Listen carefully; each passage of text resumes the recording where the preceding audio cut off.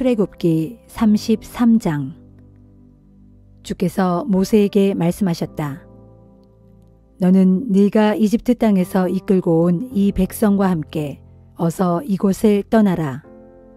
내가 일찍이 아브라함과 이삭과 야곱에게 네 후손에게 주리라고 약속한 그 땅으로 올라가라. 내가 나의 천사를 너희보다 앞서 보내어 그 땅에 살고 있는 가나안 사람, 아모리 사람, 헷 사람, 브리스 사람, 히위 사람, 여부수 사람을 모두 쫓아낼 것이다. 너희는 젖과 꿀이 흐르는 그 땅으로 들어가라. 그렇지만 나는 너희와 함께 가지 않을 것이다. 그 까닭은 너희가 워낙 완고한 백성이어서 가는 도중에 내가 너희를 다 없애버릴지도 모르기 때문이다. 이스라엘 백성들은 이런 가슴 아픈 말씀을 듣고는 모두 통곡했고 몸에 장식품을 걸치는 사람이 아무도 없었다. 주께서 모세에게 말씀하셨다. 이스라엘 백성들에게 이렇게 일러라. 너희는 완고한 백성들이다. 내가 너희와 함께 길을 가다가는 내가 너희를 다 쓸어버릴 것만 같다. 그러니 어떤 패물도 걸치지 말라. 그러면 내가 너희를 어떻게 할지를 결정하겠다. 이스라엘 백성들은 호렙산에서 패물을 자기 몸에서 모두 떼어냈다. 모세가 진지박 멀리 떨어진 곳에 장막을 치고 그 장막을 만남의 장막이라고 불렀다. 누구든지 주께 여쭈어 볼 일이 있는 사람은 진지에서 멀리 떨어진 그 만남의 장막까지 가야 했다. 모세가 만남의 장막으로 나아갈 때는 이스라엘 온 백성들이 모두 일어나 자기 장막 문 앞에 서서 모세가 그 만남의 장막 안으로 들어갈 때까지 그를 지켜보았다. 모세가 만남의 장막 안으로 들어갈 때는 구름 기둥이 내려와서 만남의 장막 문에 서서 머물렀고 그동안 주께서는 모세와 말씀을 나누셨다. 만남의 장막 문에 구름 기둥이 서 있는 것을 보면 이스라엘 백성들은 각자 자신의 장막 앞에 서서 주께 경배를 드렸다. 주께서는 마치 다정한 벗과 이야기를 나누는 것처럼 모세와 얼굴을 마주보고 말씀을 나누셨다. 모세가 다시 진지로 돌아온 뒤에도 모세의 젊은 보좌관인 눈의 아들 여호수아는 그 장막을 떠나지 않았다. 모세가 주께 아뢰었다. 보십시오. 주께서는 제게 이 백성을 이끌어가라고 이르셨습니다. 하지만 주께서는 누구를 저와 함께 보내실 것인지 아직 알려주지 않으셨습니다. 주께서는 제게 나는 너를 잘 안다. 너는 또한 내 눈에 든 자다. 라고 말씀하셨습니다. 이제 제가 주께 기도합니다. 제가 그렇게 주님의 눈에 든 자라면 주께서 어떻게 하실 작정인지 제게 알려주십시오. 그래서 이 몸이 여전히 주의 마음에 드는 자라는 것을 저로 알게 하소서. 이 민족이 주의 백성이라는 것을 기억해 주소서. 주께서 대답하셨다. 그래, 내가 너와 함께 가겠다. 내가 네 마음을 편하게 해주겠다. 모세가 다시 주께 아뢰었다.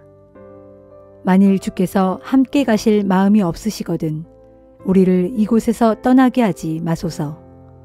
주께서 함께 가시지 않는다면 저와 당신의 백성이 주의 눈에 들었다는 것을 누가 알 수 있겠습니까?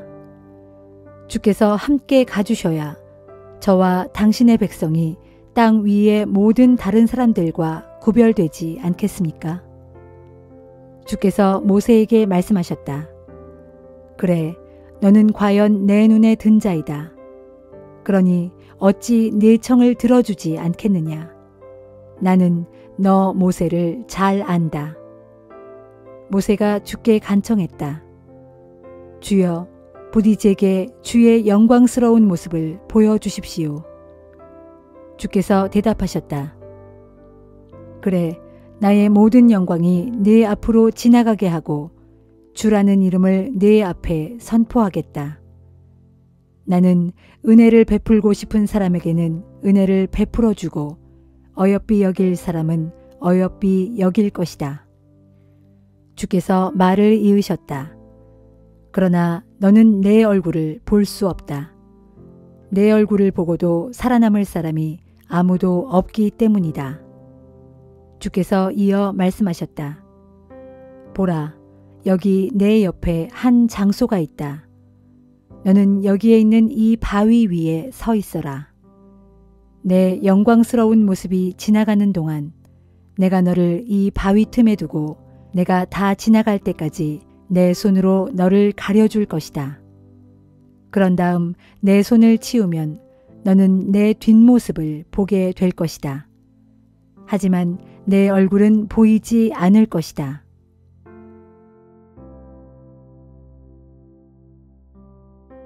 요한복음 12장. 6월절 엿새 전 예수께서는 죽었던 나사로를 살리셨던 베다니 마을로 가셨다. 그곳에서 예수를 대접하기 위해 잔치를 열었다. 마르다는 시중을 들고 나사로는 예수와 함께 식탁에 앉아 있는 손님들 사이에 끼어 있었다. 그때 마리아가 매우 값진 나드 향유를 가져와서 예수의 발에 붓고 자기 머리털로 예수의 발을 정성껏 닦아드렸다. 온 집안에는 향기로운 향유 냄새가 가득 찼다. 그러자 예수의 제자로서 나중에 예수를 배반할 가룟 유다가 투덜대며 말했다. 이 비싼 향유를 300데나리온에 팔아서 가난한 사람들에게 나누어 주면 좋을 텐데 왜 이렇게 쓸데없이 낭비하고 있는가? 가룟 유다가 이렇게 말한 것은 정말로 가난한 사람들을 생각해서가 아니었다. 그는 도둑이어서 제자들 가운데 돈을 맡아 관리하는 사람이었는데도 곧잘 돈을 빼돌리곤 했다. 그때 예수께서 말씀하셨다. 그 여자가 하는 대로 그냥 두어라. 지금 그 여자는 나의 장례를 미리 준비하는 것이다. 보아라, 너희가 마음만 먹으면 가난한 사람들을 언제라도 도울 수 있다. 그러나 나는 언제까지나 너희들 곁에 있는 것이 아니다. 예루살렘 사람들은 예수께서 베다니 마을에 오셨다는 말을 듣고는 예수를 뵙고자 또 죽었다가 다시 살아나게 된 나사로도 볼 겸해서 떼를 지어 몰려왔다. 그러자 대제사장들은 나사로까지 죽이기로 계획을 세웠다. 나사로가 죽었다가 다시 살아남으로써 많은 유대인들이 예수에게로 몰려가서 그를 따르게 되었기 때문이다. 다음 날 예수께서 예루살렘으로 들어오신다는 소식이 온 성 안에 전해졌다. 그러자 유월절을 지내려고 예루살렘에 올라왔던 수많은 사람들이 그 말을 듣고 저마다 손에 종려나무 가지를 들고 예수를 맞으러 나와 큰 소리로 호산나, 주님의 이름으로 오시는 이여, 그분께 복이 있기를, 이스라엘의 왕께 복이 있기를 하고 외쳤다. 예수께서는 어린 나귀를 타고 입성하셨는데 이것은 성경에 기록된 말씀과 같았다. 곧 시온에 따라 두려워하지 말라. 보라, 너희 왕께서 오신다. 그분은 어린 나귀를 타고 오신다 라는 구약의 예언이 이루어진 것이다. 처음에는 예수의 제자들조차도 이것을 깨닫지 못했다. 하지만 예수께서 영광을 받으신 후에야 이 말씀이 예수에 관한 기록이라는 것과 또 사람들이 그분께 그렇게 대했다는 것을 알게 되었다. 예수께서 나사로를 무덤에서 불러내어 그를 살리셨을 때 거기에 있었던 사람들은 자기들이 본 사실을 다른 사람들에게 널리 퍼뜨렸다. 그렇게 많은 군중이 몰려나와 예수를 열렬히 환영하게 된 것도 예수께서 행하신 그처럼 놀라운 기적에 관해 소문을 들었기 때문이었다. 그런 광경을 보고 바리새파 사람들은 자기들끼리 말했다. 보시오, 이제 우리가 설 자리는 없소. 온 세상이 다 그를 따라가고 있잖소. 6월절에 예배드리러 예루살렘에 올라온 사람들 가운데 헬라 사람들도 몇 명 있었다. 그들은 갈릴리 지방의 베세다 출신인 빌립에게 가서 간청했다. 저희가 예수님을 꼭 뵙고 싶습니다. 빌립은 안드레에게로 가서 이 일을 상의한 뒤 둘이 함께 예수께 가서 말씀드렸다. 예수께서 대답하셨다. 인자가 영광을 받을 때가 왔다. 내가 진정으로 너희에게 밝히 말한다. 밀알 하나가 땅에 떨어져 죽지 않으면 그냥 한 알의 씨앗으로 남을 뿐이다. 하지만 땅에 떨어져 죽으면 많은 열매를 맺게 된다. 자기 목숨을 사랑하는 사람은 그 목숨을 잃을 것이요. 이 세상에 사는 동안 나를 위해 자기 목숨을 아까워하지 않는 사람은 영원한 생명을 얻을 것이다. 나를 섬기려는 자는 누구든지 나를 따라야 한다. 내가 있는 곳에는 나를 섬기는 자도 함께 있을 것이다. 누구든지 나를 섬기면 내 아버지께서 그를 귀하게 여겨 높여주실 것이다. 지금 내 마음은 깊은 번민에 쌓여 있다. 내가 무엇이라고 기도해야 할까? 아버지, 이 고난의 시간에서 저를 건져주소서라고 기도해야 할까? 아니다. 내가 이 세상에 온 것은 바로 이때에 이 일을 하기 위해서다. 아버지여, 아버지의 이름을 영광스럽게 하옵소서. 바로 그때 하늘에서 음성이 들려왔다. 내가 이미 영광스럽게 하였고 또다시 영광스럽게 할 것이다. 그 자리에서 그 소리를 들은 사람들 가운데 더러는 천둥이 울렸다고 하기도 하고 더러는 천사가 예수께 말을 했다고도 하였다. 예수께서 말씀하셨다. 그 소리는 나를 위해서가 아니라 당신들을 위해서 들려왔소. 이제 세상이 심판받을 때가 되었으니 이 세상의 통치자가 쫓겨나게 될 것이요. 내가 이 땅 위에서 높이 들려 올라갈 때 나는 모든 사람들을 내게로 이끌 것이요. 예수께서는 자신이 조만간 당하실 죽음을 미리 하시고 이처럼 말씀하셨던 것이다. 그때 사람들이 외쳤다. 우리는 율법에서 그리스도는 영원히 살고 결코 죽지 않는다라고 배웠습니다. 그런데 선생님은 어째서 인자가 높이 들려야 한다고 말씀하십니까? 인자가 도대체 누구입니까? 예수께서 대답하셨다. 내 빛이 당신들에게 비칠 수 있는 날도 얼마 남지 않았소. 어둠이 오기 전에 어서 서둘러 빛 가운데 걸어 다니시오. 어두워지면 길을 찾기에 너무 늦을 것이오. 빛이 있는 동안에 그 빛을 믿으시오. 그러면 당신들은 빛의 자녀가 될 것이오. 이 말씀을 마치시고 예수께서는 사람들의 눈을 피하여 몸을 숨기셨다. 예수께서 그렇게 많은 기적적인 표징들을 보이셨음에도 불구하고 대부분의 사람들은 아직도 예수를 믿으려 들지 않았다. 이것은 선지자 이사야의 예언이 그대로 이루어진 것이다. 주님, 우리가 전하는 것을 누가 믿었으며 주님의 능력의 팔이 누구에게 나타났습니까? 또한 그들이 믿을 수 없었던 까닭을 이사야 선지자는 이렇게 예언하였다. 주님께서 그들의 눈을 멀게 하셨고 그들의 마음을 둔하게 하셨다. 그것은 그들이 눈이 있어도 보지 못하게 하고 마음이 있어도 깨닫지 못하게 하여 그들이 나에게 고침을 받을 수 있도록 그들의 마음을 돌이키지 못하게 하려는 것이다. 이사야 선지자가 이처럼 예언한 것은 그가 멀리 주의 영광을 보았기 때문이다. 따라서 그의 이 말은 곧 메시아 예수를 가리켜 말한 것이다. 유대인 지도자들 중에도 예수를 믿는 사람이 많았지만 아무도 그 사실을 드러내지는 못했다. 바리새파 사람들이 자기들을 회당에서 쫓아낼까봐 두려웠기 때문이다. 결국 그들은 하나님께 칭송을 듣기보다는 사람에게 칭송받는 것을 더 원했던 것이다. 예수께서 큰 소리로 말씀하셨다. 나를 믿는 사람은 나를 믿는 것이 아니라 나를 보내신 하나님을 믿는 것입니다. 또 나를 보는 사람은 곧 나를 보내신 분을 보는 것입니다. 나는 어두운 세상을 비추는 빛으로 이 땅에 왔습니다. 그러므로 나를 믿는 사람은 더 이상 어둠 속을 헤매지 않게 될 것입니다. 내 말을 듣고서 나를 따르지 않는 사람이 있더라도 나는 그를 심판하지 않습니다. 나는 세상을 심판하러 온 것이 아니고 세상을 구원하러 왔기 때문입니다. 그러나 나를 배척하는 사람은 마지막 날 내가 말한 진리에 따라 정죄를 당할 것입니다. 지금 나는 내 마음대로 이런 말을 하는 것이 아닙니다.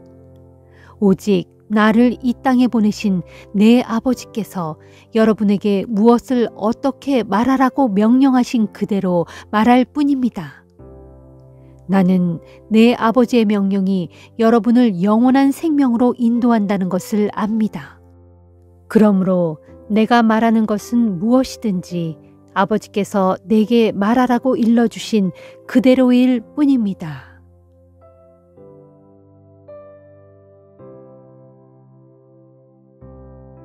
잠언 9장. 지혜가 7 기둥을 잘 다듬어 세워 자기 집을 지었다. 그런뒤 짐승을 잡고 포도주를 잘 빚어 풍성한 잔치상을 차려놓았다. 그러고서 지혜는 자기 여종들을 모두 내보내어 성읍 높은 곳에 서서 큰 소리로 이렇게 외치게 하였다. 어리석은 사람들이여 모두 이리로 오시오. 그리고 지혜는 분별력이 부족한 사람들에게도 이렇게 말하면서 모두 잔치에 초청하라고 하였다. 자, 어서 갑시다. 지혜가 차려놓은 음식을 함께 먹고 지혜가 잘 빚어놓은 포도주도 함께 마십시다. 이제는 더 이상 어리석게 살지 말고 생명의 길로 걸읍시다.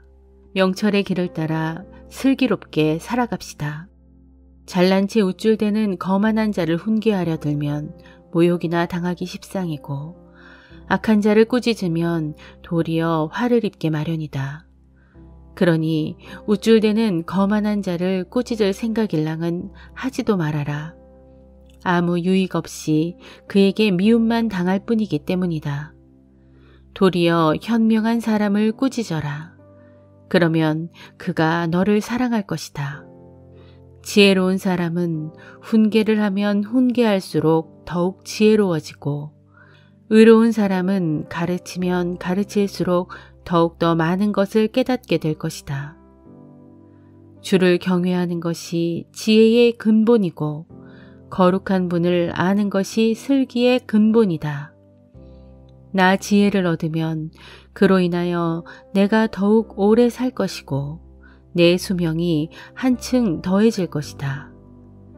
내가 지혜로우면 너의 그 지혜가 너에게 유익한 것으로 보상해 줄 것이다. 그러나 네가 거만하다면 너의 그 거만이 너에게 고통을 가져다 줄 것이다. 어리석은 여자는 무척 수다스럽다. 깨닫는 바가 없으니 아무것도 모르면서 제멋대로 날뛴다. 그런 여자는 자기 집의 문 앞이나 성읍 높은 곳에 자리를 잡고 앉아 있다가 자기 갈 길을 부지런히 가고 있는 사람을 불러서 어리석은 사람들아 모두 이리로 오라 하고 외친다. 또 분별력이 부족한 사람들에게도 이르기를 훔쳐 마시는 물이 더 달고 몰래 먹는 빵이 더 맛있다 하고 말한다.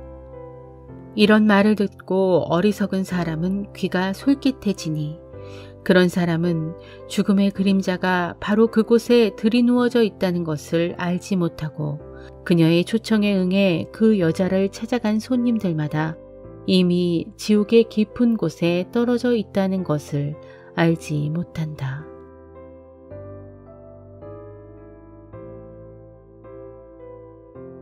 에베소서 2장. 여러분은 이전에 죄와 허물 가운데서 죽었던 사람들입니다. 그때의 여러분은 타락한 이 세상의 풍속을 따라 죄와 허물 가운데 살면서 공중의 권세 잡은 자, 곧 지금 믿지 않는 불순종의 자식들 가운데서 활동하고 있는 악한 영의 지시에 따라 사는 것에 익숙해져 있었습니다. 사실 그때는 우리도 다 불순종의 자식들처럼 죄 많은 육체와 마음의 욕구에 따라 행하면서 육체의 욕망이 이끄는 대로 살았습니다. 그래서 우리도 본래 그들처럼 태어날 때부터 하나님의 진노 아래 놓인 자식들이었습니다. 그러나 더없이 자비로운 하나님께서는 우리에게 크나큰 사랑을 베풀어 주셔서 죄와 허물 가운데 죽었던 우리를 그리스도와 함께 살려주셨습니다. 이처럼 여러분은 하나님의 은혜로 구원을 받은 것입니다. 하나님께서는 우리를 그리스도 예수 안에서 그리스도와 함께 살려주셔서 우리를 그리스도와 함께 하늘에 앉게 해주셨습니다. 그것은 하나님께서 그리스도 예수 안에서 우리에게 베풀어 주신 지극히 크신 은혜의 풍성함을 다가올 모든 세대들에게 보여주시기 위해서입니다. 여러분은 그리스도를 믿는 믿음을 통해서 하나님의 은혜로 구원을 받았습니다. 그러므로 구원은 결코 여러분에게서 나온 것이 아니라 오직 하나님께서 베푸신 선물입니다. 여러분의 행위로 구원받은 것이 아니므로 아무도 자신의 구원을 자랑할 수가 없습니다. 우리는 선한 일을 하도록 그리스도 예수 안에서 지음받은 하나님의 작품입니다. 하나님께서는 우리가 그렇게 선한 일을 하며 살아가도록 오래전에 이미 예정해 두셨습니다. 그러므로 기억해 보십시오. 이전에 여러분은 이방인들로서 손으로 자기 몸의 포피를 자른 이른바 할례 받은 자들에게서 할례 받지 않은 자들이라고 불리며 멸시를 받았던 자들이었습니다. 그때의 여러분은 그리스도를 전혀 몰랐고 이스라엘 공동체에서 제외되어 하나님의 약속이 언약과는 아무런 상관없는 이방인들로서 아무 소망도 없이 하나님도 모른 채 살았습니다. 그처럼 그때 하나님에게서 그렇게도 멀리 떨어져 있었던 여러분이 이제는 그리스도 예수 안에서 그리스도의 십자가 피로 하나님과 가까워졌습니다. 그리스도는 우리의 평화이십니다. 그분은 유대 사람과 이방 사람을 나누었던 장벽을, 서로 적대감으로 원수되어 갈라지게 했던 그 장벽을 자신의 몸을 희생시켜 허물어뜨리셨습니다. 그리스도는 자신의 죽음을 통해 계명과 규례로 이루어진 율법을 폐하신 것입니다. 그처럼 율법을 폐하신 목적은 그리스도께서 자기 안에서 그들 둘, 곧 유대인과 이방인의 벽을 허문 다음 하나의 새 사람으로 만들어서 평화를 이루는 데에 있었습니다. 곧 십자가 희생을 통해 유대인과 이방인 간의 원수된 것을 없애버리시고 그들 둘을 한 몸으로 만드셔서 하나님과 화해시키셨습니다. 그리스도께서는 이 땅에 오셔서 하나님과 멀리 떨어져 있던 여러분 이방인에게나 하나님 가까이에 있던 유대인에게나 다 같이 평화의 복음을 전하셨습니다. 이제 우리는 그리스도를 통해 유대인이건 이방인이건 모두 한 성령에 의해 아버지 하나님께로 가까이 나아갈 수 있게 되었습니다. 그러므로 이제 여러분은 더 이상 낯선 나그네도 아니요 이방인도 아닙니다. 하나님의 백성과 함께하는 동료 시민이요 하나님의 가족입니다. 여러분은 사도들과 예언자들이 놓은 기초 위에 세워진 건물로서 그 건물의 머릿돌은 바로 그리스도 예수이십니다. 이처럼 건물의 머릿돌 되신 그리스도 안에서 건물 전체가 서로 연결되어서 주 안에서 점점 자라나 거룩한 성전으로 세워져 가고 있습니다. 여러분도 성령에 의해 하나님께서 거하실 거룩한 처소가 되기 위해 그리스도 안에서 함께 세워져 가고 있습니다. 누구나 자기 몸을 먹여주고 돌보아줍니다. 우리는 모두 그리스도의 몸에 딸려 있는 지체들입니다. 이러므로 남자는 자기 부모를 떠나 아내와 결합하여 둘이 한 몸이 되는 것입니다.